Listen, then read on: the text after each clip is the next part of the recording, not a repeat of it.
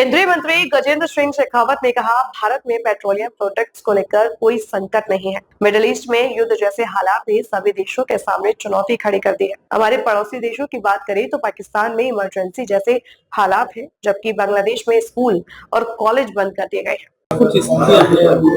देखिए, मैं एक बात पूरी जिम्मेदारी के साथ में कह सकता हूं कि भारत में किसी भी तरह का पेट्रोलियम प्रोडक्ट को लेकर के कोई संकट नहीं। मुझे लगता है कि नॉन इश्यू को इश्यू बनाने का प्रयास जिस तरह हमेशा कांग्रेस करती है, ये एक बार फिर कर रही है। वैश्विक संकट है, मध्य विश्व में जिस तरह से युद्ध की स्थिति बनी हुई है, उस युद्ध की स्थिति के कारण से चुनौती सब देशों के सामने आई है।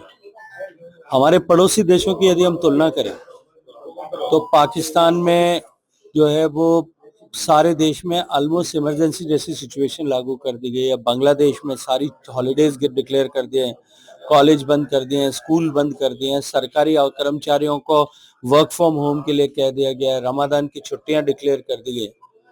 दुनिया के देशों को, अमेरिका से लेकर के, और अगर सारे बड़ी इकोनॉमीज को उठा करके देखो, सब जगह जनवरी के कंपैरिजन में मार्च में प्राइसेस ऑफ पेट्रोलियम प्रोडक्ट्स जो है वो 15 से 20-25% तक बढ़ गई। अमेरिका में 22% प्राइस हाइक हुआ है, जबकि भारत में न तो 1 रुपए की कीमत बढ़ाई गई और न कोई शॉर्टेज किसी तरह की।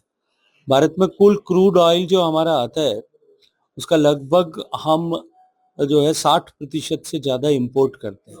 जो इंपोर्ट होता है उसका 75% जो है वो फारस की खाड़ी में से, हॉर्मज स्ट्रेट में से होकर के आता है।